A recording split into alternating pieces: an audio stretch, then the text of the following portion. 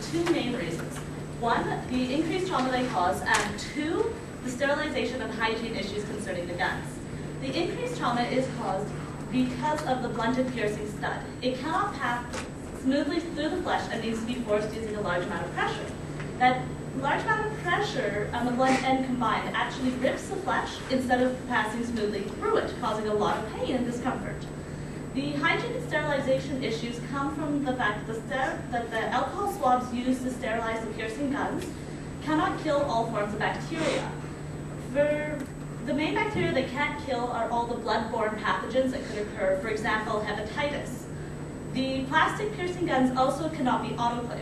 Autoclaving is a sterilization process involving high pressure and 121 degree steam for a minimum of 15 minutes.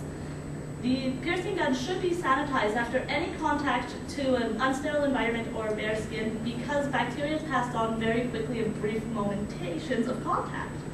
Other health issues concerning piercing guns are that the loud sound they make when they go off can cause people to jump.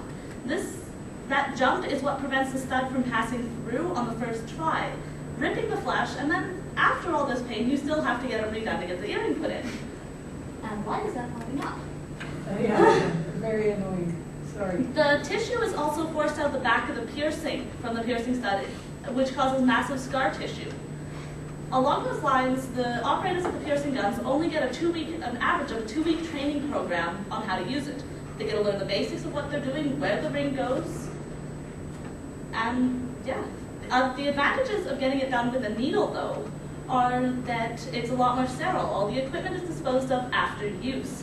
The technician has a 2 to 4 year apprenticeship before they get their journeyman in their trade. The increased training allows them to know pretty much everything that could happen and could go wrong, like where the nerves and the ears are to prevent most of the pain and discomfort.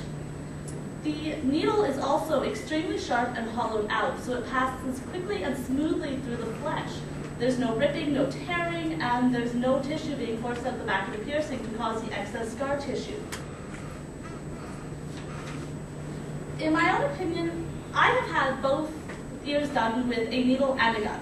I had the gun used to pierce my earlobes, which is supposedly one of the least painful things you can get pierced. Regretfully, I was not that lucky. I found it extremely painful. There was a large amount of swelling, discomfort, and this lasted for an extended period of time. Yet when I got the cartilage pierced, which is supposed to be one of the most painful piercings you can get, I had minimal pain, minimal discomfort, there was minimal swelling, and the technician even told me, take an anti-inflammatory to keep the swelling down because it could happen. It was a difference of night and day, and I would never get the gun again. I want to get more piercings done, but definitely with a needle, I would never, ever let them take a gun up to me. Piercing guns should be banned and removed for the 2 reasons.